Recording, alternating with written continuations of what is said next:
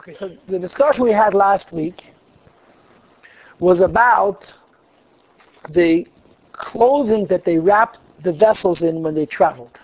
The Keilim that they wrapped the vessels in when they traveled. And on the first page, the English page, which I made especially for everybody, I wrote precisely what... You wrote this. I see. What each vessel was covered with. The Holy Ark was covered first with the parayches, which was the curtain that separated the Holy from Holy of Holies, then with a tachash animal skin, and then with a blue wool garment. The table was covered with a blue wool garment. Then on top of that went the vessels, the racks for the bread and so forth, and the bread itself. Then was a red wool garment and a tachash skin. The Noah had a blue wool garment and a tachash skin. The inner mizbeach had a blue wool garment and a tachash skin. The vessel of the inner mizbeach, and the Rebbe says that includes the incense itself, had a blue wool garment and a tachash skin. The outer mizbeach had a purple. Well, they say it's a seal skin, but people say it's not the seal that we know today. Well, I don't know. There's so many different opinions. And the Gemara doesn't mention the possibility of a seal. The Gemara mentions it's a mammal. I just saw it. A terrestrial mammal. As a seal? Really? Tachash? The Gemara in Shabbos has a number of opinions. There's one opinion that says it's a unicorn, and that it existed only temporarily for that era, and that it was very colorful, and it has a very good disposition because it's very aware of its beauty, and it was used for the Beis HaMikdash. The outer mizbeach had a purple wool skin, then went the vessels of the mizbeach, and then went the tachash skin. So let's review quickly last week's class. Number one, in the Chumash, the wool garment, whether it's blue, purple, or red, is called a garment. That's what it's called. While the tachash is called a kisoy, a wrap, or a covering. Meaning to say that the wool was essentially like a shirt that was tailored precisely to the measurements of the vessel, and it actually wrapped the vessels in a very, very neatly and efficiently tailored form so that it presented the vessel. While the wrap just covered it over and gave you no sense of its contours and its shapes, and it just was like just a big covered pile, like a tarp, right? Exactly. That's the first point. Now, in as much as the details are concerned, so the Rebbe says that all of them should have been covered with a wool skin on the wool shirt, wool garment on the inside, and the tachash skin on the outside, because the tachash skin was a secondary garment. By the Aron HaKodesh, the Holy Ark, they did it backwards. They put the tachash skin underneath and the wool on top. Because, says the Rebbe, you have to make the Aron different than the others. It's on a higher level. If you would have made the Aron with the blue wool underneath and the tachash skin on top, you would have to do the others backwards. So therefore, it was decided that the outer garment, in the case of the Aron, should be the blue, and the inner garment should be the tachash skin, even though this is abnormal. And the Rebbe says that this teaches us a halacha, that even when you have to cover something twice, for purposes of tznius, one covering is more efficient, the other covering is less efficient. It's permitted for the less efficient covering to be underneath, and the more efficient covering to be on top. So the order and everything was in reverse, so that the other vessels can have it in the correct order, where the wool shirt, tapered, was underneath, and the tachash wrap was on top. Now, each garment needed to be covered twice, because covering it twice indicated that it was really hidden, and it was not appropriate for it to be revealed. One outfit would not have been sufficient. One outfit, faket, would have actually revealed and presented the vessels. You have to have two coverings. And the Rebbe's thought process, one covering was actually tailored for the outfit, for the vessel, and the other was not tailored for the vessel, and therefore it really, in the words of the pasuk, it swallowed up the vessel was not underneath. This is why each garment needed two. But there are a few that had three. First of all, the Aron HaKodesh had the parayches, and then the tachash skin and the blue. Well, says the Rebbe, the parayches, first of all, was not tailored to be a proper covering of the Holy Ark. They couldn't cut it, they couldn't make holes in it to let the pillars, the beams through, so that's why the parayches was not sufficient. Second of all, the parayches was itself a holy item, and therefore had to be covered twice more. The table was covered by two wool garments, first blue and then red, because they separated the table from the vessels of the table, the rack and so forth, because the vessels are of a lesser holiness. But since along with the rack went the bread, and the bread is of primary holiness, that they cover it, so they had no choice but to cover it twice more. So since the vessels have to be separated from the table because it's lesser holy, they had to put the wool one. But since the bread was on top, they had to put 2 more coverings. The menorah, everything was together, the vessels with the menorah itself. Underneath the blue, says the Rebbe, why were they able to put the utensils together with the menorah? They are a lesser holiness. Says the Rebbe, based on the Rambam, the menorah in general had a lower holiness than the rest of the vessels.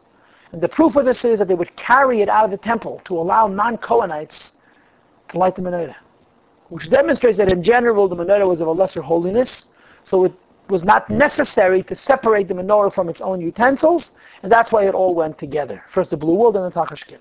The inner mizbeach was blue wool and tachashkin. It didn't go with its vessels. The vessels of the inner mizbeach went by themselves because amongst the artifacts that went along with the vessels of the inner mizbeach was the incense itself, the ketores. And since the incense went into the Holy of Holies, and some of the vessels also would go with the incense into the Holy of Holies, so notwithstanding that it was a tool for a vessel, it has a primary holiness and needed to be covered twice. The outer mizbeach was covered by a wool vessel, wool shirt, then went the utensil, the supporting vessels of the mizbeach, and then the tachashkin, because here we see in fact that since the utensil was secondary to the vessel, it only needed to be covered once. So the Rebbe explains all the details, but the Rebbe's explanation is only a pshat commentary. It offers us a nigla insight into all of this. It does not at all address the particular colors, blue, red, or purple. And the solution that the Rebbe offers for why by the Aron the blue was on top and the tachash underneath is very external. It was as if we were to say, really, by the Aron also the blue should have been underneath, the tachash should have been on top, but because we wanted to make it different in the other vessels, so it was reversed. We see no depth in that. So we had a Ramban, a Nachmanides, which we're going to find some more, who said that the reason the blue was on top is because blue is like the sea is like the heaven is like the heavenly throne. As we discussed many times, the connotation of blue is that it's actually opaque, colorless, transparent. And the blue is based on the depth of emptiness, the fact that the emptiness is so deep, so it somehow has a coloration of blue. Whatever the physics of that is, I don't know. But the idea is that the heavenly throne is colorless. And because it's colorless, it mirrors the person who looks at it. What do you see when you look at God? You see yourself. So the color blue represents that transparency that allows in our relationship with God to see essentially ourselves. It says Ramban, only in the Holy Ark was it necessary to put the blue on top to underscore this unique quality of the Aron, that since the Shekhinah rests there on the Aron, you saw externally the representation of the presence of Hashem, while in the other vessels it was covered over. So to summarize, we spent a lot of time last week talking about this. We focused very heavily on the difference between the word shirt and the word wrap, or tarpaulin as you refer to it. But mostly we learned this Rebbe Sicha and the Rashi Pshat. Now we have today a Medrash, a Barbanel, and an Akanti, and it will all be iced, beautified by a final thought in that Sicha that we learned last week, which I did not complete. So we're going to go to the Medrash. The Medrash, if you have your staple on your right, you'll turn 1, 2, 3 pages, and you've got your Medrash. Right there. Yeah, that's Hebrew. You can still keep looking at the English, just don't fall asleep. Now, what begins here, what begins here, l'chaim teimel shalom, l'chaim levracha, kabbalah satera v'simcha b'pnimiyus. What begins here is an analysis of the individual colors of the wraps and the tachashkin. There's one issue which the Rekanti seems to be saying, although it doesn't say it explicitly. I'm going to see if I can hold myself in and not break cover, not give the information away. In other words, keep the suspense going. We're going to learn this Medrash, then we're going to learn the Abarbanel. When we get to the Rekanti, I'm going to share with you one more insight, which will perhaps bring a lot more many dynamics to this issue. The Rebbe's commentary is still gorgeous, but it is a pshat commentary. The commentary has very obscure, very vague, but I think I know what he's saying. Emphasis on the word I think, not on I know. But we'll start with the Medrash. Near the bottom of the page, it says, Lo yahayu persin alav. You see where I made the lower arrow on page Yud Beis? The lower arrow on page Yud Beis, one line above it. Yeah. Lo yahayu persin alav lebeged. Our garment that didn't cover it, not with purple, related lashon, nor with red. Elebeged klil tcheles, a garment completely of blue. Now, the purple was also completely purple. The red was also completely red. But when it comes to tcheles, the pasuk adds the word klil, holy blue. It's interesting that this word klil, holy blue, holy with a W, is only used by the Holy Ark. But the other vessels, which also were covered with blue tunics, blue shirts, it just says tcheles. The word klil, holy, is only used regarding the blue of the Aron. This will become very clear in the Rekanti's commentary. Why was the Aron completely covered with blue? Lama. Why? Because blue is reminiscent of the sea. The sea is reminiscent of the heavens. The heavens are reminiscent of the divine throne. Shenemri brings the pasuk above the sky, above their heads was Kamara Evan. Sapphire was like an appearance of sapphire stone, which is apparently a blue. And again, the way the Mir Nevuchim explains it, it's actually opaque. It's colorless. So you see blue because of depth. And because it has no predisposed color, it mirrors whatever looks at it. So when you see the Eibishter, you can see the Eibishter in your own image, which is a profound lesson, for good and for bad. To teach us, the Aron was reminiscent of the Kisei HaKavod. In fact, it says in all the Rishonim that the design of the Aron was to mirror. Say, did we learn it this year? We learned this year about the Aron, right? Parshas Truma. How it mirrored the whole Seder Ishtashlus, the box, the Teire, and then on the top of the Teire you had the Kapedos, top of the Kapedos you had the Kruvim, and so on.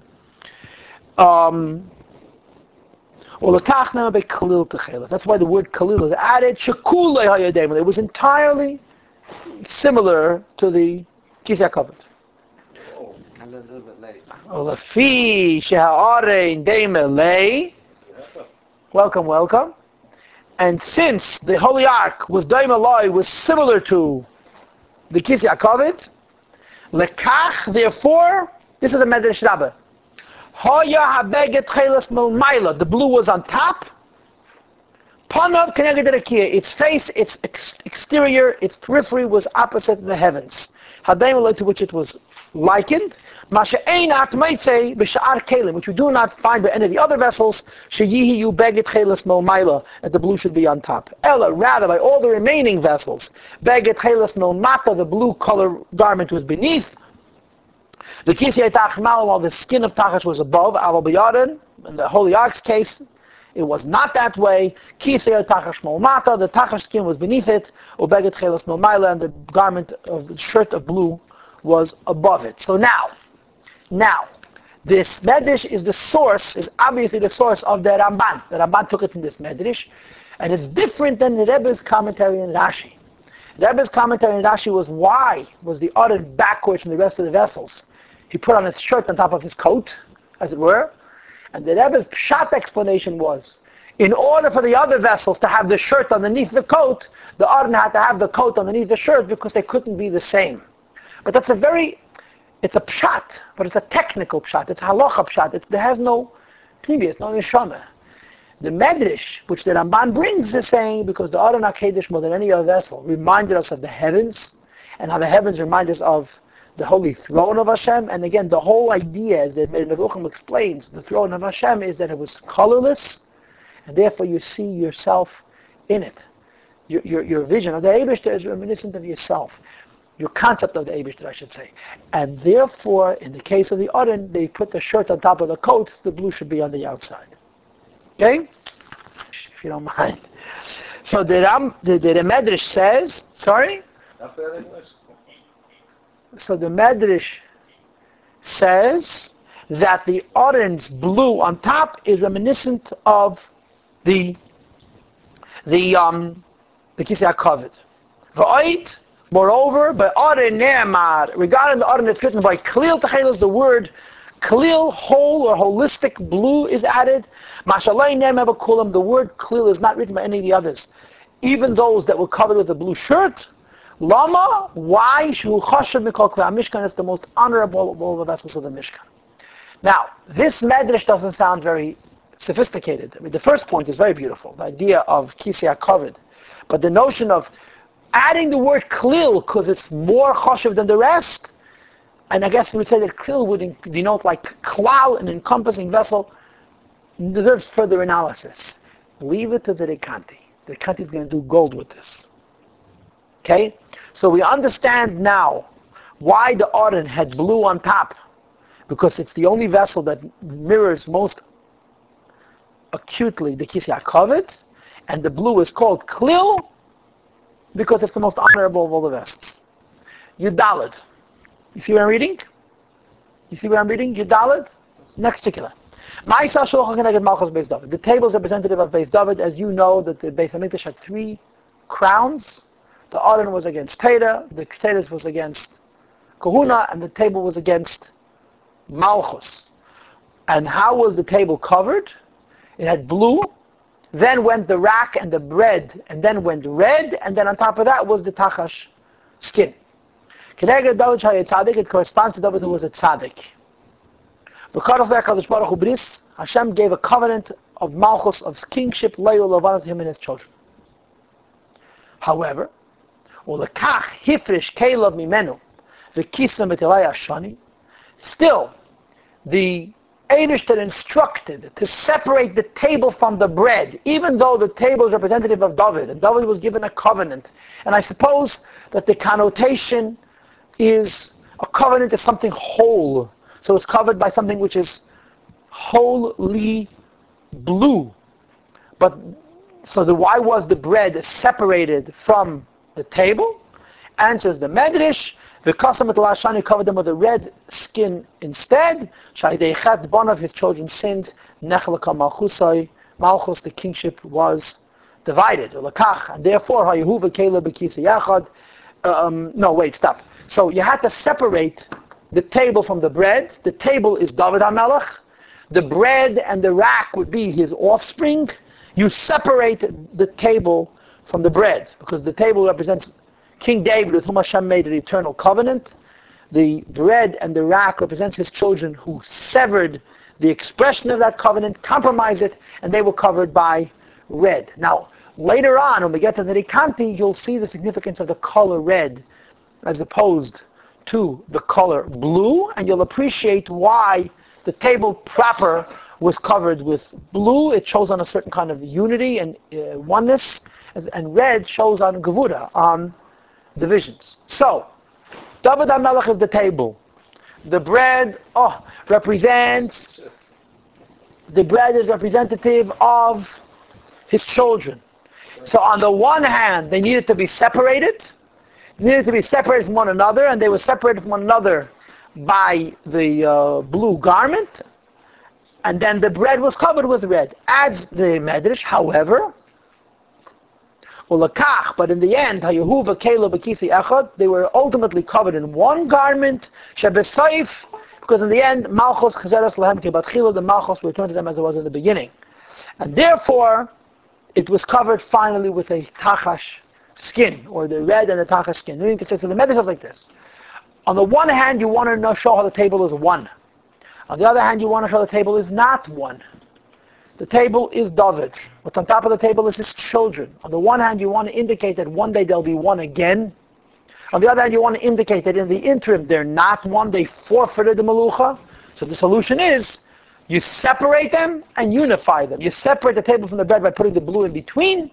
You unify them by putting the red on top of both and the tachash on top of all 3. This is what the Medrash is saying.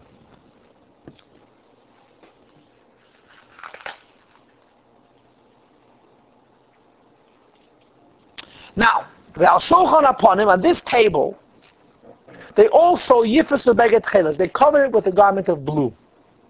Says the Medrash, Al kol ha-keilim ha'im nebehechel, all the vessels inside the Beis HaMikdash, they had to be a garment of blue. Why? Because the Shechina rests there.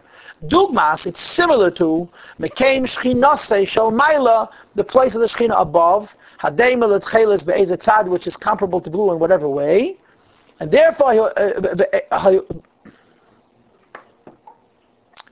okay, I'm reading it incorrectly. Now, be'ezet tzad hayo'esin, how did they do it? Hayo'neis mal gufish al shulchan beged cheles, they put on the table itself blue, lahagul beinei lebein kela, ubein kela between it and its vessels, ve'achakach neisen kela v'alav, they put the vessels on top, and the rest of this piece we're not going to read because it goes on for 2 columns. Let me share with you what we just read. We said before that the Aron had blue on the outside because it's reminiscent of the Kisya covered, hid the Medrash something more. All the vessels inside the tabernacle had to be covered with blue because they're all representative of the Shekhinah. The Aron is representative of the Shekhinah more than any other, so the blue is on the outside. The others represent Shekhinah to a lesser degree, so the blue is on the inside. But any vessel that was inside the Beis HaMikdash per se had to have a blue covering. The sole exception was the Mizbeach. Since the Mizbeach was outside, it was covered with a purple. In the case of the Shulchan, we need to add another covering to separate the table from the bread. So the blue was directly on the table, which was reminiscent of the Shekhinah. The bread was on top of the blue, and the red covering on top of both, so that on the one hand we're indicating a separation between the table, which is David, the root, and the branches and the bread, which would be his descendants, because they sinned and forfeited the continuity of the Melucha. On the other hand, they're all united underneath the red and the Tachash to indicate that one day they're going to get it back.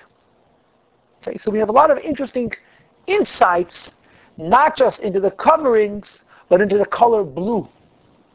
We haven't explained the significance of the color red, other than to say that you need to use a covering to separate one thing from another. What was the color of the Tachash? Yeah. The Tachash, it says, Targum Unkelos Sasgoina. It's a Gemara in Shabbos. Sasgoina means Sas Gavna, which is understood to mean 6 colors or multicolored. Gavna means color. And Sas is actually Samach, but it could be also Shin, and which is Shesh. And it's multicolored, and the Gemara says, Rashi says that it was Sas, it was rejoicing in its beauty. This Tachash was aware that it was gorgeous. And it was like a peacock. It was very proud of its beauty. And that's why it's called Sas Goina. So we learn, first of all, that it was multicolored. And second of all, that it was very pretty. And that there was a certain pride about it. And then there's the debate in the Gemara, whether it was L'shah or not, whether it was something which was only for a temporary phase and is no longer or not. Like I said, the standard Gemara position is that it was the unicorn, a single-horned animal, a kosher animal. And the Chazal say that the carbon that Adam Rishon brought, Keren Achas Hayalev Mitzchei. This is a Gemara in Shabbos. The same Gemara talks about the Tachash. Okay, was that helpful? I think that was. He said pretty with the word. Very pretty, good. Sas Goina, Sas Gavna. Sas Gavna means multicolored and rejoicing in its beauty. Sas means simcha, like sason v'simcha. Rejoicing in its beauty, which indicates that it was very pretty and aware of it. If you want, after the shir, I'll push the Gemara inside. The Gemara in Shabbos. Was there a separate term they used for pretty in that sense? No. You see, first of all, look at Rashi and Chumash. Look at Rashi in Pashas Teruma. Rashi says this, that the Targum translates Tachash Sas Goina. The Chazal say they're not sure what it is. Okay, flip over the package. The very top of the page, it says, they put blue on the table, the bread on top, and red on top of that. Ala Keilim, ala lechem, on top of the vessels as well as the bread. And then, they covered the table and all the vessels, which on top of the Bekisa Tachash with the skin of Tachash. Sure. So the Medrash is suggesting that the complexities of the covering of the Shulchan are meant to indicate 2 opposite things. A, severing, and B, unifying. You sever by having a skin, a shirt separating the breads from the table, but you unify by having a garment which covers everything at once. I'm underscoring this. When you get to the Rekanti, you'll understand why I'm making this emphasis repeatedly. Okay? So let's say the most stable thing that this Medrash has told us is that blue is a reminder of the Shekhinah. That every Keilim inside the Mishkan had to have blue, which was a reminiscence of the Shekhinah. The Sh'aron had it on the outside, everybody else had it on the inside. So far so good. Next. The Lachu Beged Cheles took a blue shirt. The Kisu was a Meneres Hamad. They covered the candelabra which produces light. Why blue? So the Medrash repeats himself. Af HaManera, the Manera also was covered with blue. Lefi Sheimedes Behechel, since it was in the base of Mikdash proper, it was reminiscent of the Shekhinah. V'chol Kileh Nechnasim L'Sham Hayu Mechasim Beged Cheles. All the vessels, all in other words the tweezers and the shovels and the oil jugs all went together underneath this blue covering, and he brings the pasuk v'lakhu beged cheles v'kisa v'geimer. V'menei lo haya mafik min al-keilah. In the candelabra, no separation was made between the vessels, between the candelabra itself and its utensils, as we did by the shulchan. And then achakach machas anesav es kol keilah b'michsei tachash, it was covered on top with a tachash skin. Now the Rebbe said, why didn't they separate the candelabra from its utensils? Because it was a lesser kedusha. They used to carry it out so that a Yisro could light it. We'll see later what the Rekanti has to say. But be that as it may, the menorah and its utensils all were covered by blue and then tachash. Next, the mizbach hazahav tezayin. Yifetzu beged cheles, they put blue. Af mizbach hazahav, also the mizbeach of gold. The fisha hayu emer lehechel was nehechel. Hayu machas neise beged cheles. Tchila first was covered with blue. Nachakach yisub mechsei tachash on badav. Then it was covered with tachash skin. Go down one line. Aval Keilim lo hayu neisnim. They didn't put the utensils of the inner mizbech with itself. Elavad, separate. Hayu neisnim eisam al beged cheles. They would put it into a. They put it basically into a sack. They took a big piece of blue cloth. They put all the vessels inside, and then they just closed it and strung it up. That's how they did it. They took a tachash skin, put it on top of that, and strung it up, and that was it. That's why he says the lashon al. How big was this mizbach? The inner mizbech, very small. Was a small one? 2 cubits by a cubit by a cubit. 2 cubits, which is, if you go by the Chanaz, she is, it's let's say 57, 58 inches. 58 inches exactly, actually. 2 cubits. No, a cubit is 19 and 3/8. No, according to the Chazanish, but the Chanaz says 19 and 3/8. So if you want to figure 20, it's about Yeah, 50. almost to the wrist, isn't it? About 24. Fill to the fingers. Not with the, yeah. Yeah, about 24, right? About 24, 23, 20 something like that. Chaimel says 19 and 3/8 inches. I'll repeat it again. But it was about 60 inches tall, which is 5, I guess that's pretty tall. 2 amas. I said 3, 2. 19 and 3/8, so it was about 40 inches. 40 inches tall by about 20 inches square on top. It wasn't very large at all. By 20. Inches, right. Approximately. 4.5 by 4.5 by. By 20 inches That's not big. each way. Right. It was square on top. Ravua, the pasuk says. It's like a sink, that Yeah, essentially, right. Well, you couldn't... That was just for incense. Just for incense. Just for incense. The outer mizbech was massive. Right. Now,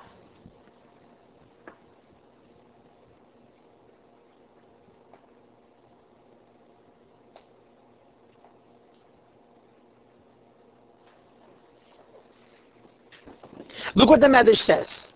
Aval Keilim lo hayu neisnim. He made the utensils of the inner mizbech were not placed with him, and levad separately hayu neisnim eisam al beged cheles. They put him on top of a blue garment. Umachas neisnim mechsei tachash, covered them with the skin of tachash. Neisnim eisam al ameit. They put it on a staff. They little and olav shenemer kikol kli hashar t'shos v'gemen. Ma hayu Keilim. What were the vessels that went into this blue sack? Kafu machta, the cup and the pan. Kafluk Teda Samim, the cup for the incense itself, Umachta and the pan, Lahachnes Bagacholim, to put coals to go into the Holy of Holies. And this was put in a separate sack. We spoke about this last week. It was this Wednesday, the Shakadoshim. There was no such thing as secondary Kedusha to the Keilim. Mizbach HaNachoshes. The copper Mizbech, which was outside, didn't have any blue. Because blue is reminiscent of the Shechina, The Aron had the blue on the outside. The rest of the vessels had the blue on the inside, but since the Meneda was in the yard, it didn't have blue at all. It had purple, deep red. Shahaya Aymer Bechasa was in the courtyard. Haymasidus Adeshim Allah to remove the ash. While your parents now look at that garment, they used a deep red, a purple garment on top. Lahavlo Benei Ben Keilim, which separated between it and its utensils. Hamasurim Allah, which were on top of it. Havdo the Ksiv, Vidishas Amizbeach, or Pirshu Allah Beged that garment. Mizbach Ha'ayla, this altar for Karbanis. The fish Haya Befnim, since it was not on the inside. Loy Haya Mechas Neisei Tcheles, it wasn't covered in blue at all. Ela Bar Gam with a deep purple. Lama Bargaman, why Argaman? Shahu Haya Oirig. Now I don't know what the word Oirig means. I know it means to weave, but I think in this case it means something different. As Yisrael Menachet, it would spare the Jewish people from their sins, because all of Aymakib there were all kinds of sacrifices and so forth. It was therefore covered with a deep purple. On top of that went the Tachash skin. So what did the Medrash add to what we knew until now? We're going to consider the Rebbe Sikha our baseline, because it's a pshat interpretation of the particulars. I guess the most consistent message of the Medrash is the significance of the color blue, and that the Adam Mizbeach didn't have that blue. We had other details, but that seems to be the essence of the message. Okay? Anybody want to say something? I'm not going too fast. It's cool. Let's say that. Now, you need to find the Avavino. Page Gimel. Wrong way, the other way. Keep going. That's Rabbeinu B'chaya. You need to go the other way. That's right. That's the Avavino right there. Here we are. Okay. Bottom of the first column, I made an arrow. With the Milos Aron. Now the Avavino was not a Makubal, right? Avavino was a Chekir, was a Jewish philosopher, Jewish theologian. The Aron was on a different level than the rest. Avavino says they covered it 3 times, which is immediately inconsistent with the Rebbe's interpretation of Rashi, but that's fine. It was more holy and needed 3 garments. The first was the curtain that separated the holy from the Holy of Holies.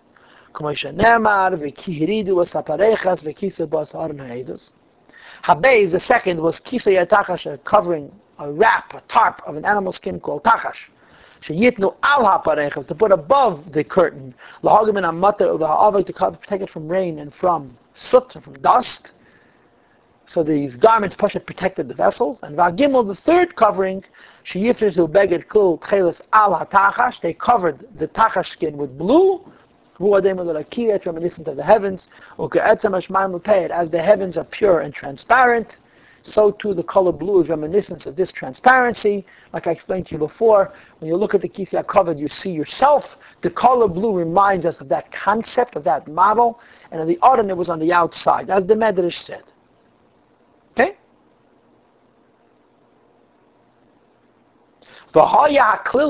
This completely perfectly blue covering, Hanir al-Akel, was above and therefore visible on top of all the other coverings.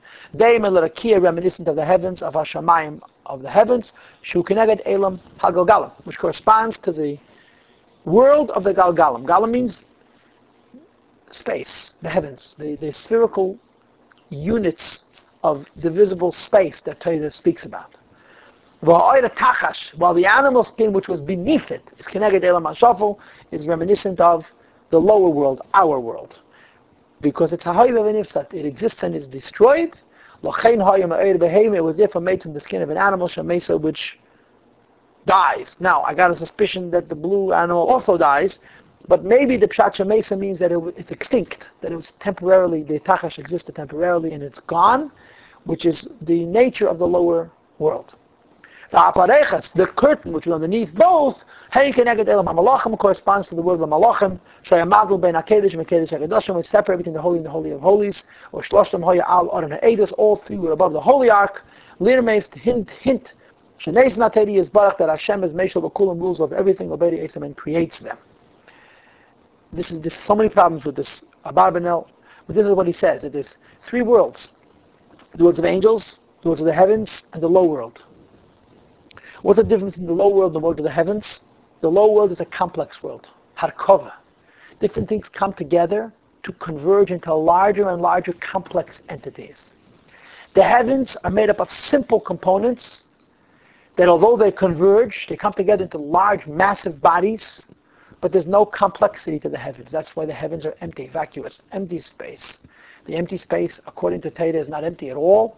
It's chomer shmemi, what the Greeks used to call the fifth element, that doesn't coalesce into larger and larger phenomena, and it's representative of a finer reality.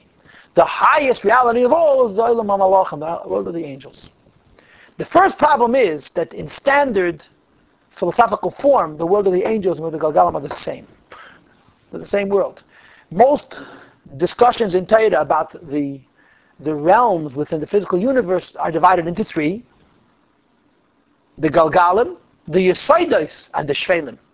The heavens, the elements, and the complex earth. That's how it's divided up. The angels live in the heavens, which are completely beyond any form. The demons, the Shadim, live in the Elam HaYosedis, the realms of the four elements, Eish, Ruach, Mayim, Afa, fire, wind, water, earth.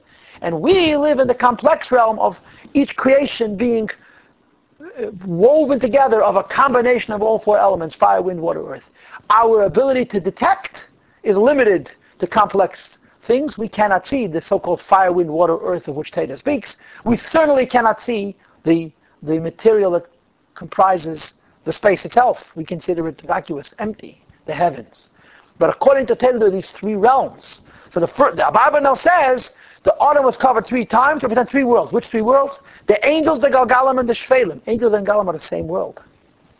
He forgets about the Yosedis, makes the angels and the Galgalim into two, and he makes Elam HaShafal the third. And the worst problem is that in order. It used to be that. We used to think that the heaven was filled. But Teda still thinks so. Teda hasn't changed. There was a back to Galgalim, Shvelim, and Malachim. So the Abarbanel says, Eshkoyach, Bemis, the Abarbanel says that the Adam was covered with three garments: the pareches, a tachash skin, and a blue, and it corresponds with Elam HaMalachim, Elam HaShvelim, and Elam HaGalgalim. This is very difficult to understand because in order, Shvelim should be first, Galgalim and Malachim should be second, or Malachim and Galgalim should be first, and Shvelim should be second. Having the representative of Shvelim in the middle is very difficult to understand the Abarbanel's description. I have a thought, but I certainly can't qualify it from here. And that is said that there's different levels of Malachim. The Malachim and Elam HaGalgalim are a lower level than Malachim. The Malachim, which he says Elam HaMalachim, are, so to speak, above the universe. So you have the Aron. Immediately next to the Aron, the Pareches, which are representative of the Malachim, which are above the physical creation. Then you have the physical creation from the Seder of Momata Lamayla. First Elam HaShafal, then the Elam HaGalgalim. But I am leaving this as an unanswered question. The bottom line is, the Abarbanel says, the Aron was representative of the Merkava, on which the Shekhinah rests, and it was covered by garments that demonstrate how the Shekhinah, which is on top of the Aron, governs all that exists. The three garments represent three layers, three levels of reality, three dimensions of the world, which are all governed by Kayachal, the Eibishter, who's underneath them. Okay? That's as much as we're going to do on the Aron. Next, the line. I made a line about 10 lines in, right? Not the crooked line, the straight one. The remaining holy vessels, they were covered in a different order, without the blue being on top. The table is covered by blue. Like a tablecloth that covers the surface to beautify it and to honor it. On top of that, they put the dishes and the cups, and the remaining vessels, and the bread. And on top of that was red. Says Abarbanel, why was there a separation between the table and the bread? The bread is a separation between the table and the bread to show the table represents something wholesome, and the bread, the branches of the table, are less wholesome. The children of David sinned. He says, God, not to gedank. we always put a cloth underneath our bread, and we put a cloth on top of our bread, Shabbos, to remind us of the mun that had a dew underneath and a dew on top. So the shulchan had a blue garment underneath and a red garment on top, so the bread should be in between. So it's not like the Medrash said, that the garment is separating. To the contrary, it's honoring the bread. This is Abarbanel's Gedanke. Kederach shenegim anachnu b'Shabbat, we behave on Shabbos. Ulamayla mi'atelas, above the red, there was a skin of tachash, lahagim and amat of offer to protect from rain and from soot. Now, wasn't the Aron and the Mizbeach consecrated, established, before the Bnei Yisrael were in the Midbar, right? No. No? No, it was not made till they were in the Midbar. But it was built in the desert. But before they began to wander in the desert, right?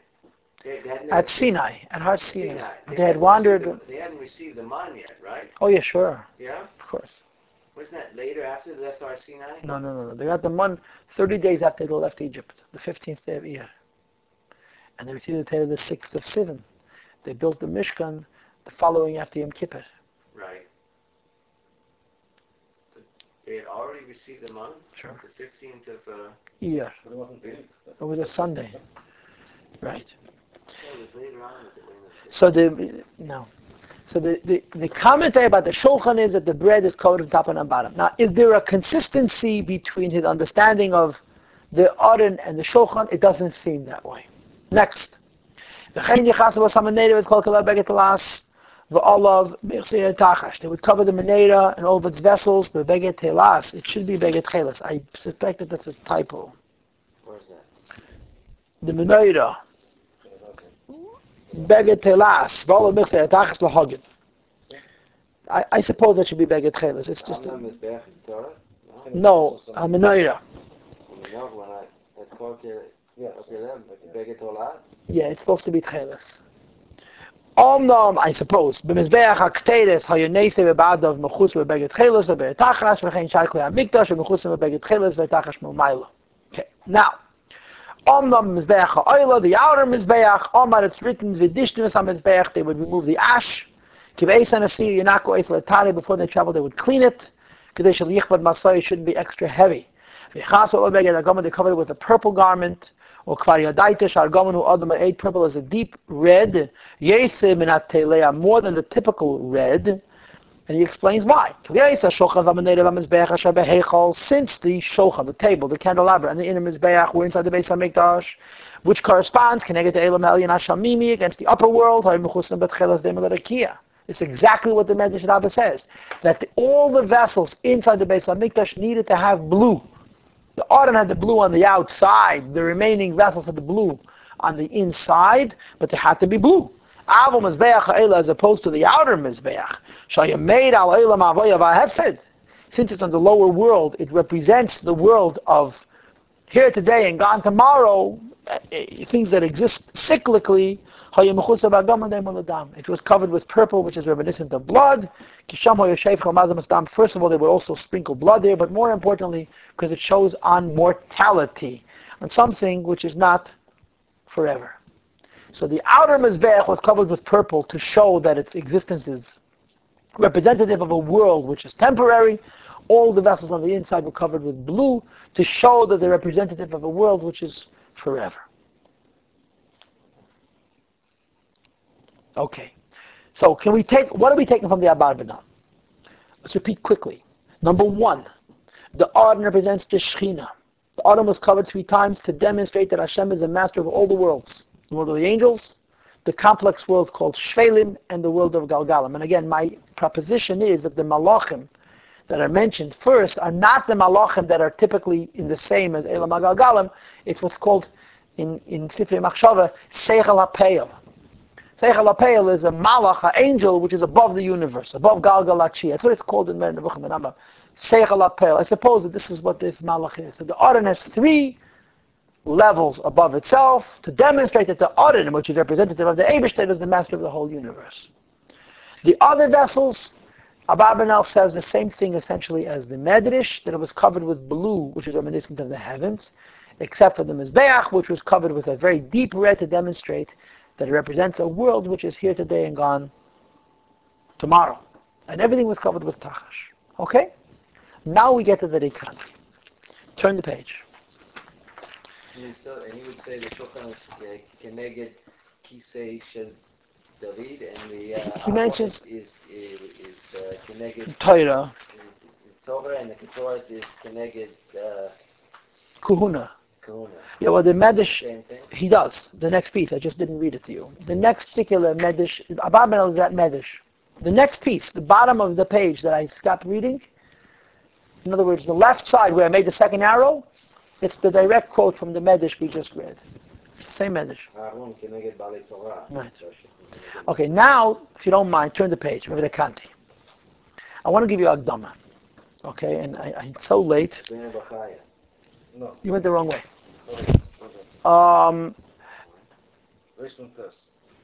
Yeah. I want to give you Agdama.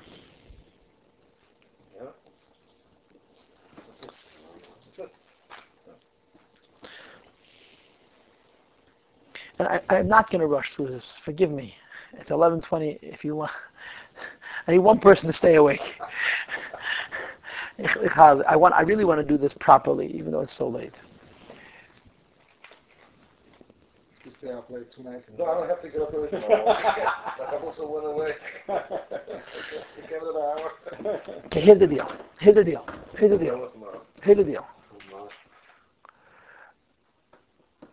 Let's begin with the following premise. Let's begin with the following. In other words, I'm giving you an introduction. My introduction is not written here, but I think that my introduction will be corroborated by what's written here. Okay? And if I'm correct, it's very interesting. If I'm not correct, it's also interesting, but not the way I'm saying it. Yeah. Let's begin with this premise. There are two inverse systems, equal and opposite, mamish. Ma'oid and Adam. Ma'oid is infinity and Adam is infinity. The difference is, Ma'oid is a simple infinity. It's just infinite light, oneness, transcendence, no detail. Adam is the epitome of complexity and order. Right? The simplest model of Adam is a right, left, center, top, middle, bottom. But that's very simple. More subtly, those integration of a right, left, and a center, top, middle, bottom are multiple. 9 times 9 times 9 times 9. Theoretically, it's infinite. So in Adam, you encounter limitation, gavul, and order. But the order is to the infinite power. As deep as you go, you find order. There's order on the level of the limbs, there's order on the level of the cells, there's order on the level of the molecules, there's order on the level of the atoms, there's order on the level of subatoms. Physics aside, Apitede, Atzilus, a world of godliness, is orderly to the infinite layer. So Adam is infinity. But the infinity is manifest not in its oneness, but in its detail. And more significantly, not in its details per se, but in the relationship between each detail and every other part. There's a perfect integration between pieces. There's two Hebrew words. Healthy integration and sick integration. What? And sick, unhealthy integration. The word for healthy integration is hitkalalut.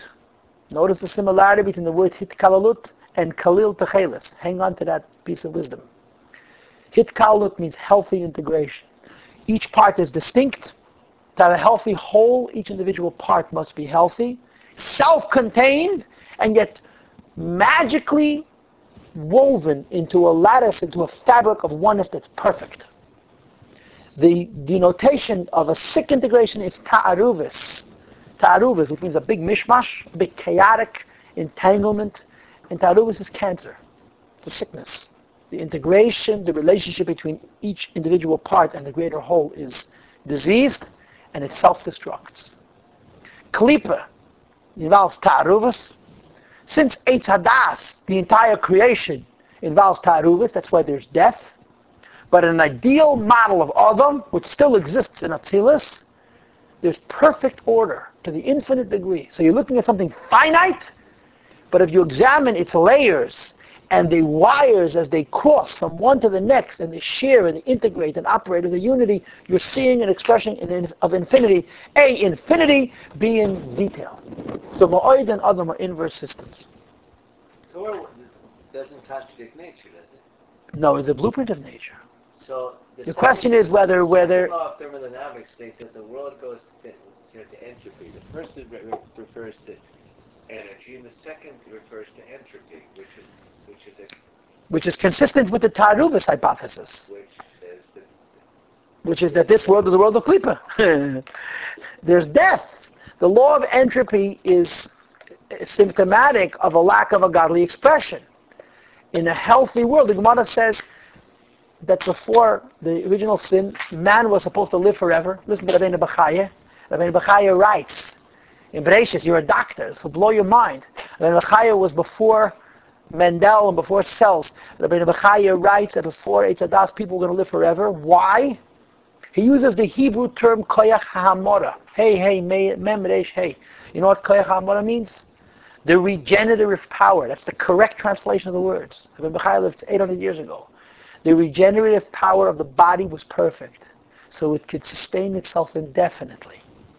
In other words, he doesn't view immortality as a miracle. He views it as a natural event in a different universe. Look it up. Rabbeinu Bachaya, by Bereish, by Adam Rish, Ha-ha-mara. Hey, mem, reish, hey. Hey, mem, reish, hey. Which would defy, the law of entropy, it defies not only immortality, it spits in the face of evolution. But it's another issue. No, but it's consistent. Things don't go towards a better situation, they go towards a worse situation. In any case, forgive me, doctor, pardon me, I want to continue this train of thought. You have Adam and you have Ma'od. It says Adam is infinite details. Yeah, Adam is a lakus. The word is never described as infinite details. It's infinite order. It's the relationship between. The infinity is not in the parts. It's in the mixing of the parts. There's a finite number of parts, but you could mix them and match them in an infinite number of ways. And if they're perfect, every mix, every match is a healthy mix. So there's Bli Gavul expressed in that infinity, in that Gavul. Now. So Ma'od is a unity that's plain. Adam is a unity that's complex. The third possibility is sickness. In the Chumash, it's called Umisham Yipared. Right? There's a Gan Eden, it's a Garden of Eden. There are 4 rivers that flow from Gan Eden, and the Pasuk describes them as dispersal. Misham Yipared. Says Kabbalah, this is the point of transference from Kedusha to Klippa. Inside there's unity, there's also 4. But the pirud is a pirud of integration. On the other side, on the Klippa side, pirud means actual division, actual separateness. So now we have a third concept. The first concept is a simple unity. The second concept is a complex unity, but a unity within the realms of Kedusha. And the third is a complexity of disunity. And ultimately it ends in death and dispersal. You following? Got that? Put that notion on a shelf. Another idea. According to Kabbalah, there are different types of garments. A garment serves 2 purposes. It covers and it presents. In covering, it conceals. In presents, it actually honors and decorates. Like jewelry. According to Kabbalah, jewelry is on a higher level than the person wearing them, because they decorate the person. They're called tikkunim. They adorn, they beautify. Ordinary clothing are called levushim. They are called tikkunim. They conceal, but conceal only partially. The level of the garment determines to what extent it's covering, as opposed to what extent it presents, and vice versa. The level of the garment determines to what extent it presents, as opposed to what level it conceals. And there's simple rules about this. Silk is the finest garment. Leather is the coarsest. Wool and linen are someplace in between. Linen is above wool. Okay? But leather is representative of a very dense, of a very coarse garment that conceals much more, which is why Kabbalists wear leather only on their shoes. They don't wear leather belts. They don't wear leather wristwatches. They certainly don't wear leather yarmulkes. Because leather is lavush minal, only on the shoes. It's representative of the lowest klipa. People who are particularly wear only silk yarmulkes and so on. These things are very precise up in Kabbalah. So there are different layers of garments. A lower garment is denser.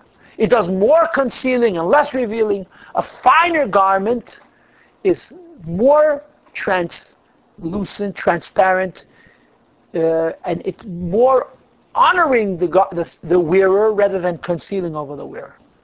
Okay? These two basic ideas are the foundation of understanding this Rekanti. A, simple unity, complex unity, and unhealthy unity. Simple unity, complex unity, and complex diversity, which is sick. B, leather versus wool.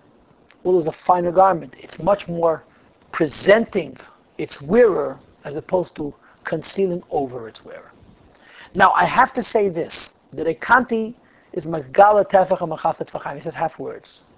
He keeps on saying, you should be able to figure out from what I'm saying. And he says very little. So I'm going to tell you what I read into the Rekanti. It's not all written here, but I think B'derech Efsher Kamuvan La'nius Daiti, he intends to say this. The Pareches has 4 colors.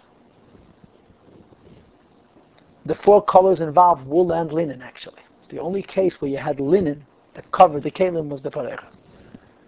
It's diversity, but it's Kedusha. The Tachash skin was also multicolored. But the multicoloration of the Tachash skin was on leather, on animal skin. So I am suggesting that the Rekanti is suggesting that the This was actually colored, or this was natural? Natural. Sas goina. Right, Sas begavna. Yeah, it was multicolored. Like, sometimes they make stripes, and then they make... It was an animal that had apparently stripes of colors. Like lines, like bands. It was a very colorful animal. And it was kosher. It wasn't a leopard. But the multicolored manifestation on the animal skin is representative of a sick complexity, of a complexity that's not integrated, that doesn't add up to one. It adds up to many. It adds up to conflict, represented by that term that I made reference to, Misham Yiparit. Misham Yiparit, from there it diversifies and splits up, not in a way that should lead to a subsequent unity, but should lead to disunity. So the Pareches is representative of Achdus that comes from complexity. The Tachash skin, which covered every garment, every Keilim was covered with Tachash skin, represents a peripheral, an outermost place where Kedusha meets Klippa. It meets the world of Ta'aruvas, where separateness doesn't come back into a unity, it ends in death. As the Abarbanel said, that the Tachash brings to Miseh, death. You see how all Pshatim and Teda converge. When you learn the Pneumius, the Kabbalah, everything comes back to one point. He said Tachash leads to death because the Pirud, as is represented by the color of the Tachash, does not reconverge into a Achdus, as opposed to in the Pareches. Now, the color blue is representative of the heavens. It's colorless. It's representative of Ma'oid, of a unity, of an infinity, not a complex one, a simple one. You listening to me? The color blue is representative of a simple unity. In other words, the color blue is my ma'oid. The pareches is my odam. And my tachashkin is my ta'aruvas. You listening? So far so good? One more detail. The red and the purple. The red and the purple are representative of din, of judgment. Judgment by definition is discernment. Judgment by definition is separation. In other words, judgment by definition is the concept of division. It's the forebearer, it's one of the steps in complex unity. To have complex unity, you first have to have complicated. So the colors red and purple, which are both representative of din and gevura, represent a division, but still in the world of kedusha. Still, the word kedusha means this judgment will lead to something positive. The tachas skin's division is outside. You listening? You got the information? Shall I repeat it again, or we got it? Rabbi Yankiv? I'm good. Kenneth? We're still going. What's your name? What's his name? No? Kenneth. Let us read the Kanti inside.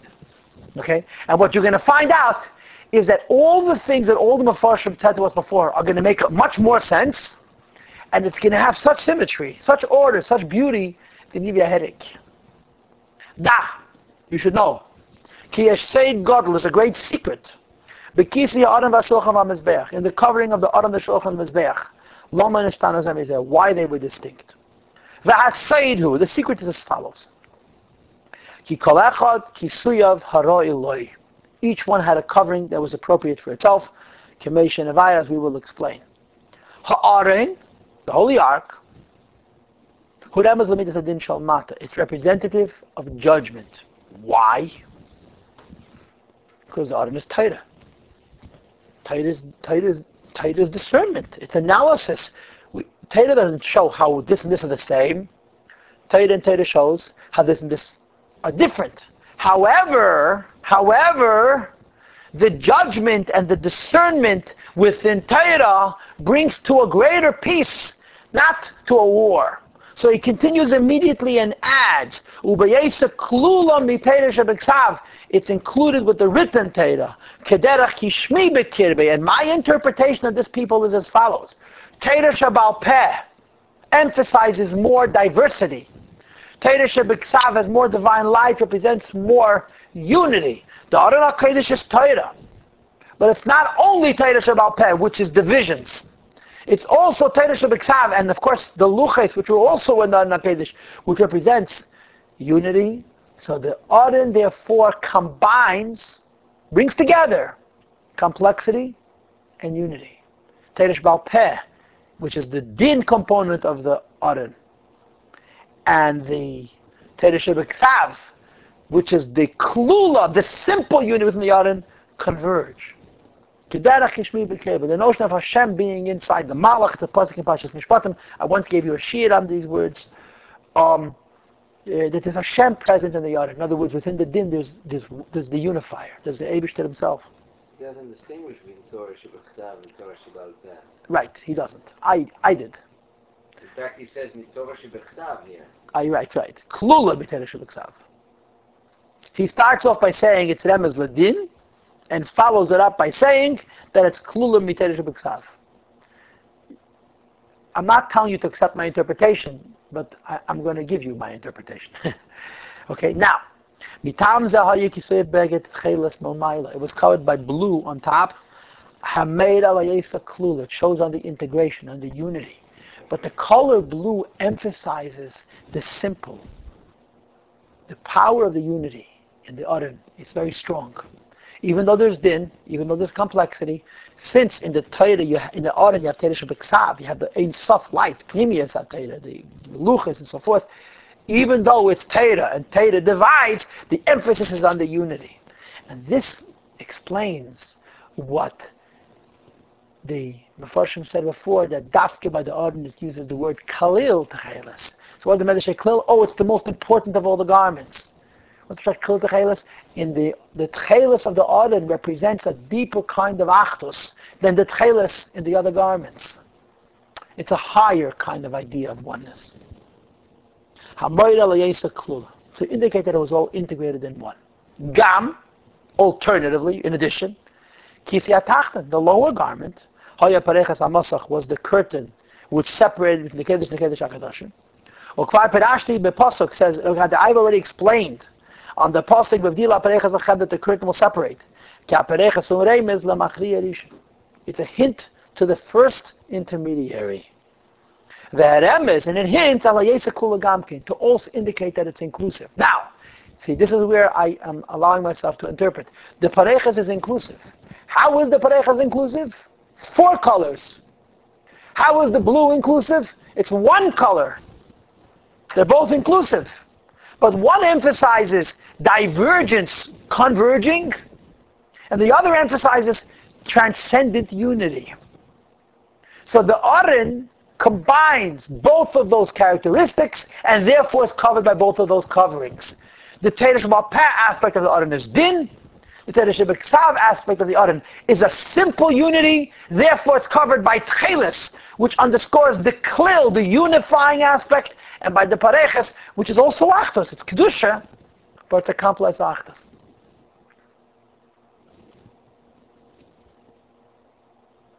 On the Yesh Mefashim, there's another approach, which is more simplistic. The Pareches is the representative of the Eibishter himself. Now, V'hine, Kisei ba'aron hayu b'deimelei. The covering of the Aron was meant to mirror the Aron itself. Ki gam Kisei ha'tachash, the covering of Tachash also is indicative of judgment. This is not what you saw on the outside. What you saw on the outside was the blue covering, to show that in the end its unity is stronger. So listen to my interpretation. The Aron has all three systems: simple unity, complex unity, and the opposite of unity. The Aron has an element of judgment. Teresh Peh had an opposite aspect of unity. Teresh B'Ksav, represented by the Pareches, represented by the blue.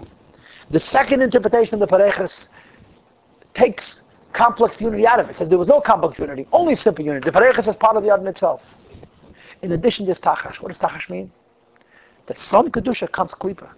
From Teda comes the world. From simple unity comes complex unity. From complex unity comes complexity that's disunited, ununited. The Tachash represents how from the Kedusha comes Klipa. But in the Aron you don't see it. When you look at the Aron, you see unity. And my interpretation of this is that the Aron is the Teda. Right? The other Keilim are the mitzvahs. The Aron is the Teda.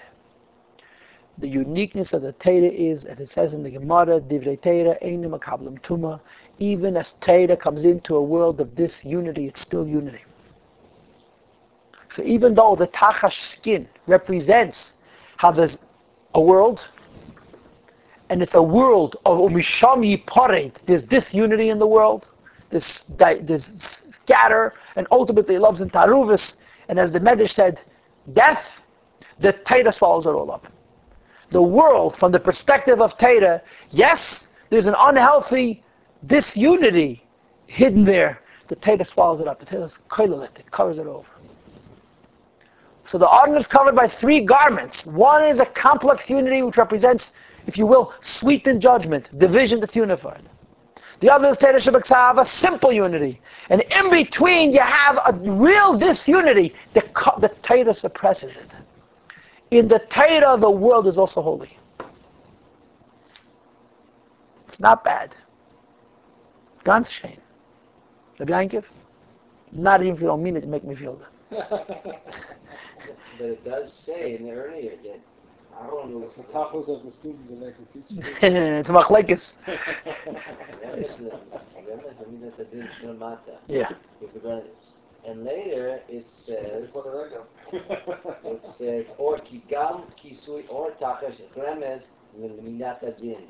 So both the or tachash could also represent similarly midat adin, which could, in your interpretation, represent the Torah Shebal Peh.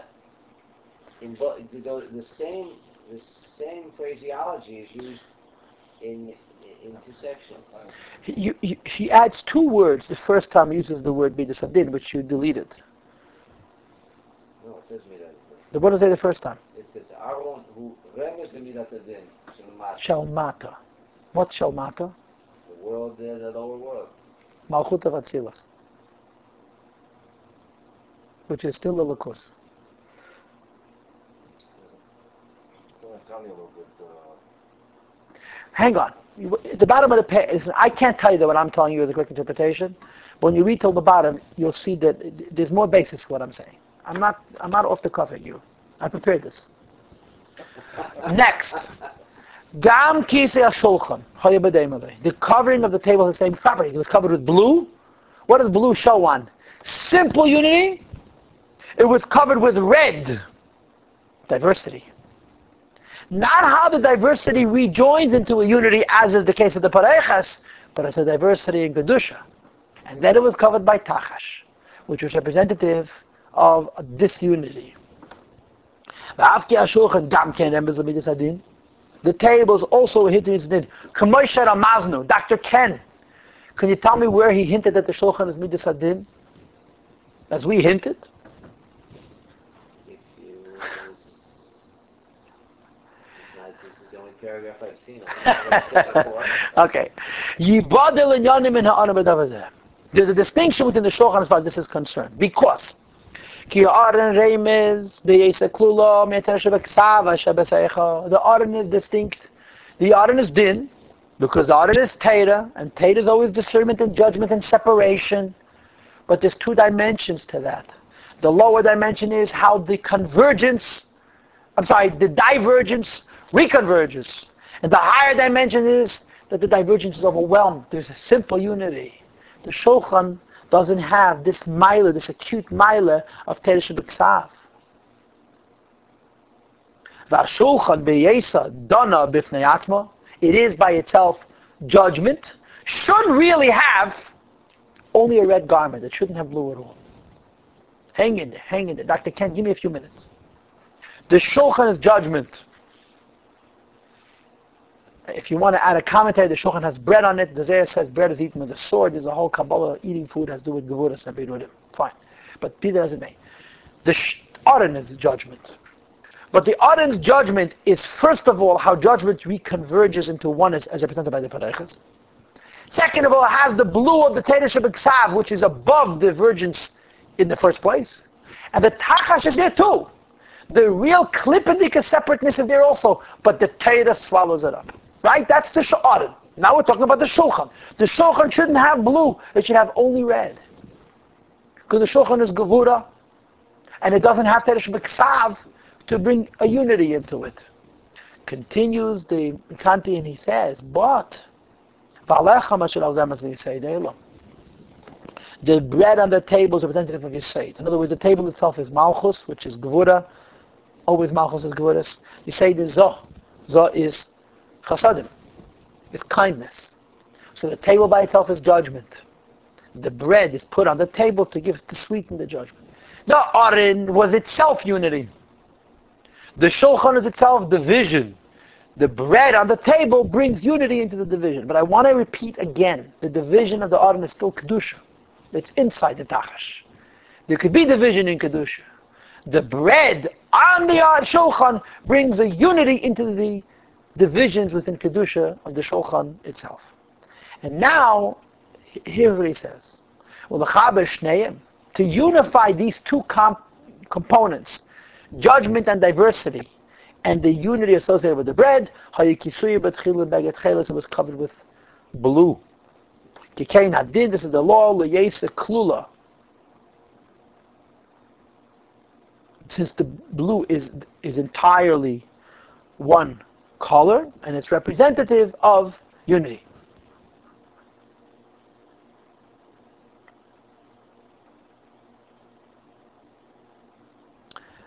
Now, I just want to make this comment here.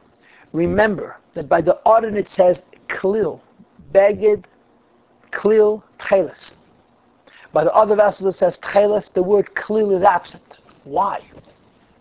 Because although blue is one color, it's representative of a simple unity, but the notion of a simple unity, which I called in my introduction, ma'oid, there's no detail, is true only of the Aron.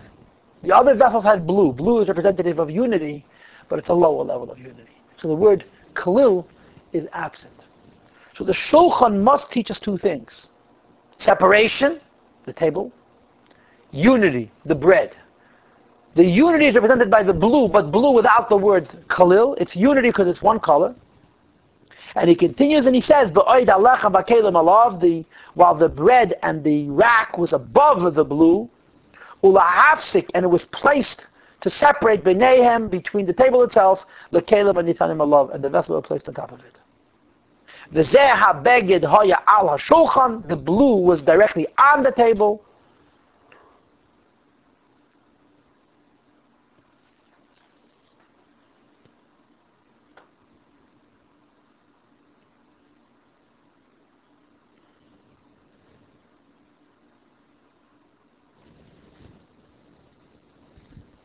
Read it this way: Va'alechem, the bread was above the blue, and the blue was placed Keilim nesinas Keilim alav, before they put the vessels on top of it, liyesei kula, because it's one. In other words, I'm reading the halacha as a sentence by itself. They put the blue on top of the table.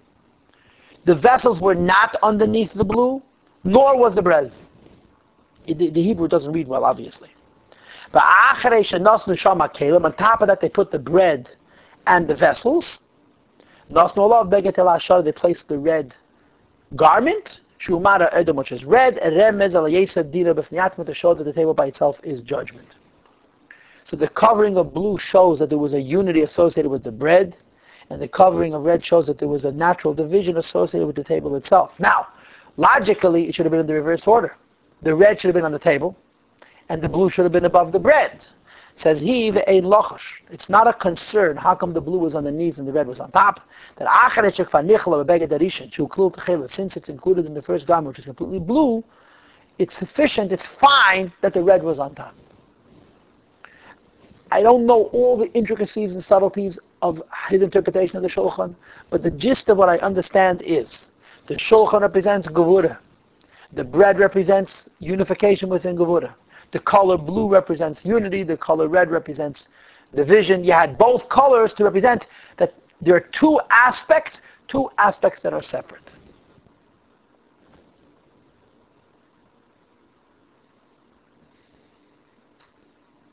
He continues now when he says, you see, by the holy ark, they had taken the animal skin. Remember the 2 points of the animal skin.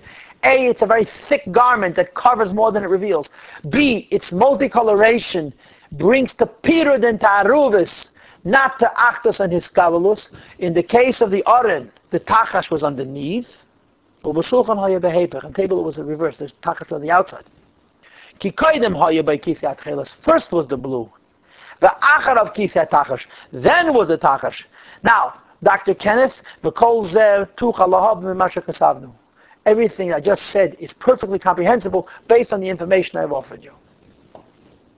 In other words, Zakanti says, you go figure it out. So I don't know if my interpretation is credible, but I think it's credible. He doesn't say a word about tachash. He leaves it all to your imagination.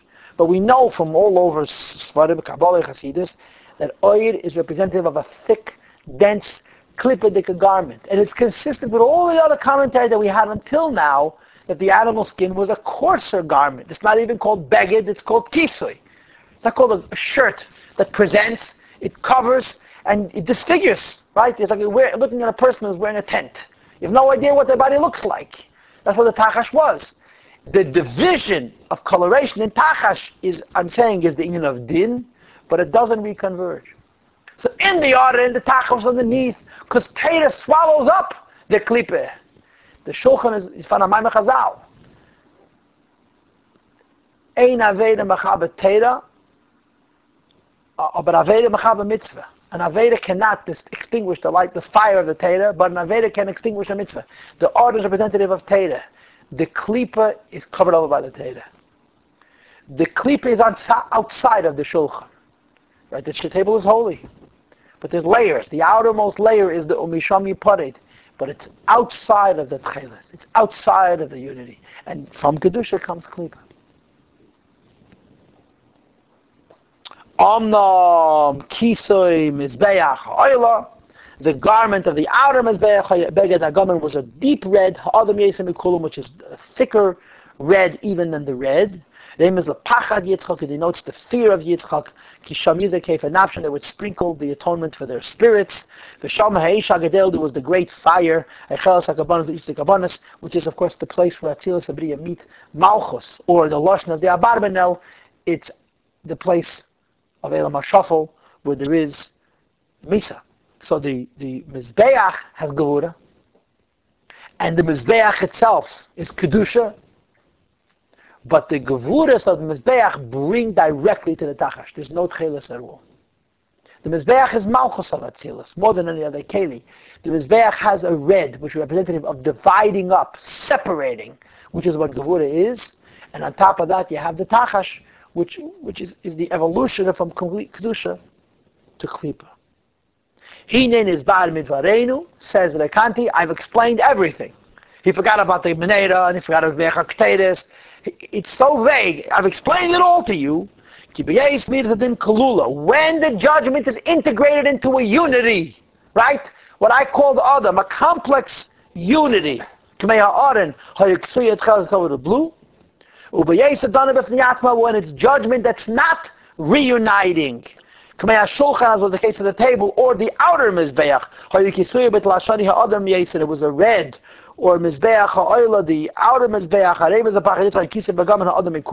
different degrees of red. Red represents Gevura, Gevura represents divisions. So when the division is reunited, it's represented by Kalil Techelis. When the divisions remain divided, it's represented by a red or by a purple. The Shulchan has both characteristics, and therefore needed two garments. Okay? Now, the Keteiros Mizbeach he forgets about. But he gives us one line about the Meneda. That's it. It's over. That's the ganze Meis. Omnom, Kisei. Everything else is explained. It's self-explanatory. Right. In a similar way. Right. I really think, I worked on this. I didn't spend 5 minutes. I really think that I'm not just inventing a pshat.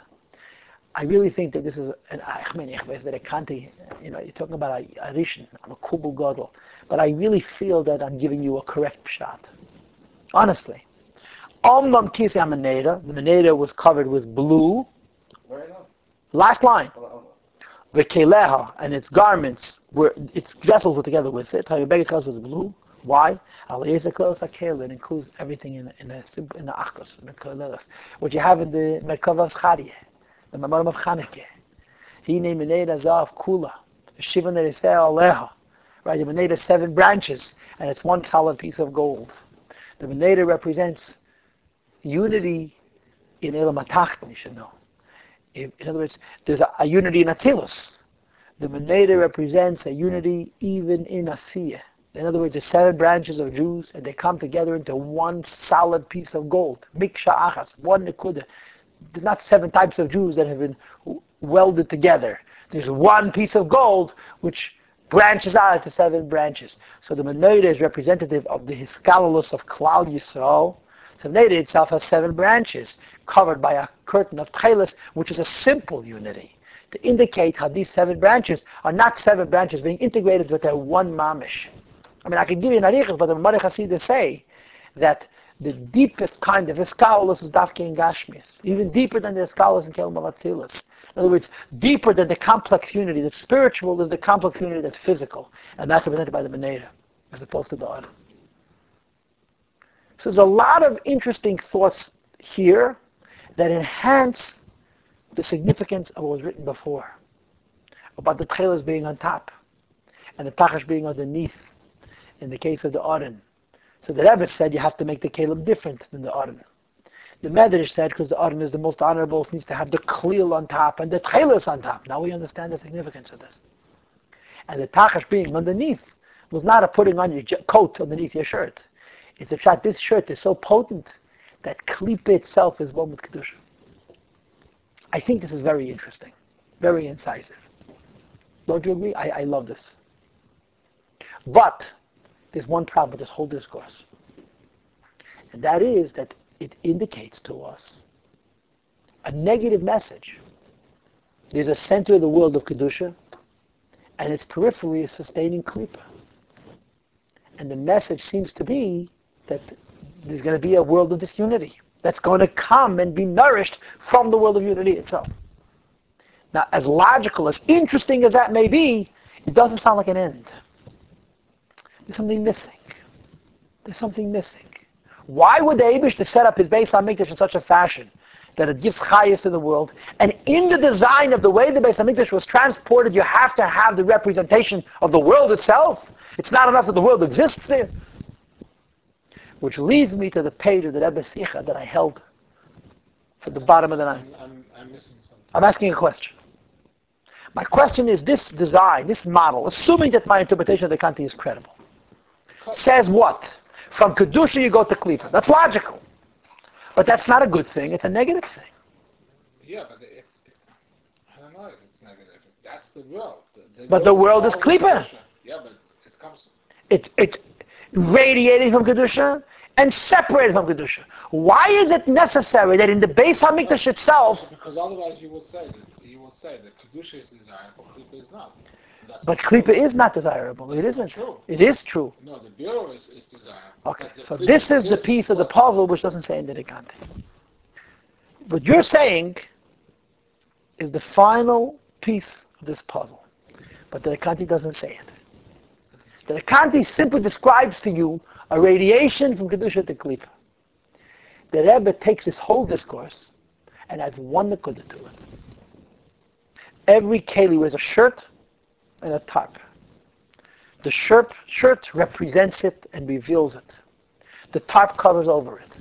The Kanti enhances this idea by saying this tarp is actually the medium that brings life from Kedusha to Klipa. Says the Rebbe, not so.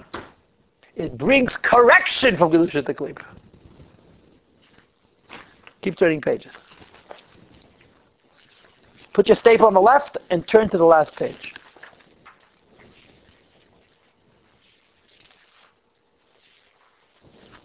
Page 139.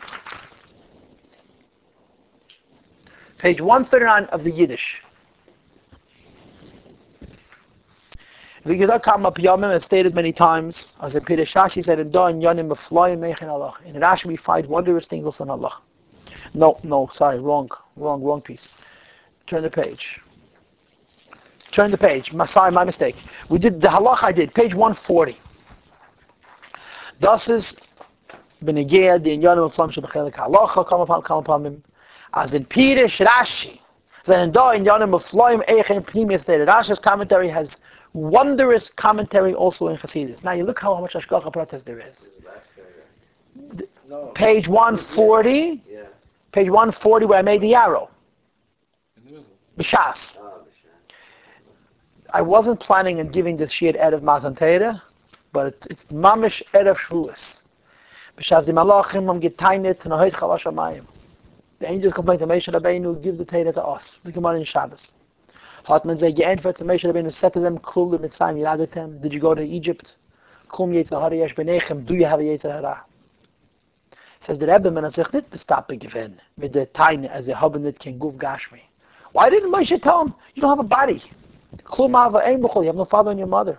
It was important to add, Klum Mitzrayim yiradetem. Not only do I have a body and not you, I was in Egypt and have a yetzer hara.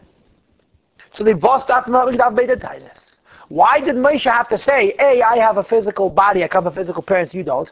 B, I live in hell. I live in Mitzrayim, I have a Yetzer Hara. Why was it important to say both as arguments to keep the Torah down here as opposed to Lamayla? It says, B'masim eder halacha, it says that this idea is consistent with the law as a daf zayin tzvei kisuyim. You want to cover something to make it sneezestick, it needs two covers. And one of those two coverings has to be klipa, has to be not made specifically for that garment. If you put two shirts on tefillin, the tefillin are uncovered. You need a shirt and a tarpaulin. You need a wool outfit and a leather that conceals completely. It's almost like a klipa. Then it's covered. The Rebbe's message is going to be, but the covering is also not just about permitting klipa to exist, but it's about correction. Der kisif and guf alein is wenig. It's not enough that you have a body. It doesn't justify getting Torah mitzvahs. As davs and echad kisif b'chutz, you need to have an extraneous garment, a negative garment. Mitzrayim, Yetzer Hara. Und der Ruftu von Mitzrayim v'Yetzer Hara, the advantage, the additional dimension that is added from the presence of Mitzrayim and Yetzer Hara, ev guf, over the body is, nit blaze was da kumt zu nach kisif. That's covered a second time. Keilim b'terech kli. Noroich was der kisei from Mitzrayim v'Yetzer Hara is nit meyuchad la neshama. The covering associated with Mitzrayim and Yetzer Hara is not specific to the neshama. To the contrary, The guf, the body is tailored for the soul. It's explained in Chassidus. As mezech haguf is of and neshama, the body's mixture, composite, is parallel to the soul. The same is true spiritually. Is a person's soul serves Hashem based on limitations of his body. In the meaning from the Gam L'Shicha. What's Mitzrayim and Yetzer Hara? Obstacles, that's what it is. It's not me serving Hashem to the best of my ability. It's me serving Hashem against all odds. The opposite of the soul. Mitzrayim is Melashon Mitzrayim Magvulim. Egypt represents limitations, restraint. The job of a job is to go out of limitations. Yetzer Hara is evil. When I eat this cool, I tell you, it was all good. Und it cooking the from Keilim from Mitzrayim Yetzer Hara says Moshe to the Malachim. Not only do I have a body and not you, I've got a Mitzrayim and a Yetzer Hara. Notwithstanding what I have to schlep around with me is dafke durch dem was Mitzrayim yeradetem. Only because we went to Egypt and only because Yetzer Hara yesh beinechem. Dafke durch dem Keilim. Only when you have these obstacles, haben Yid Makabel given the Teda. They were worthy of receiving the Teda during the page. Flip over the package. The message here is, you know what the outer garment is. You know why there's a link between Kedusha and Klipa? Not to sustain Klipa, to fix it. And if you don't have a link between Kedusha and Klipa, stay in Gan Eden. There are those who complain. This true Torah wasn't given to angels. But it's meant to be connected to the material world. It's genug, das was eine Neshama gefindt sich in a guf gashmi. It's enough that my soul is in a body. The fact that I'm in a body means, was sleep them was have stomach achille, still didn't have to eat, drink, and sleep. When the beer from the Yanim Gashmi, they have to elevate eating, elevate drinking, elevate sleeping. Is genug. That's enough. I'm elevating my food, I'm elevating my drink. As durch them soll makabels on the Teda. You should get the Teda, not the angels. And then Dr. Saber, why? Who says? You must be involved with the world around yourself, including Klipa, Yetzer Hara, Gashmias, Chumrias. My body and animal soul are sufficiently dense to make me deserving of the Teda. Why do I need to be connected to the concealment of Egypt? If it's a I'll go into a desert. If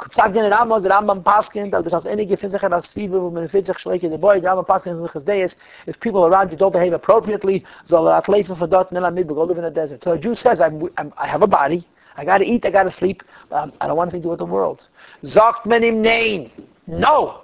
Der Eibishter Mond, der Eibishter demand, as du sollst nicht sein aufgeschlossen mit der Adama shal Teda, mit der Adama shal Tefillah. You can't lock yourself away in the 4 cubits of Teda and davening, nor sein in Mitzrayim, in Egypt, in Mitzrayim, Mervas HaOretz, in America. Und dort sollst du peilen, den Bieder versichert to transform and correct and heal and refine.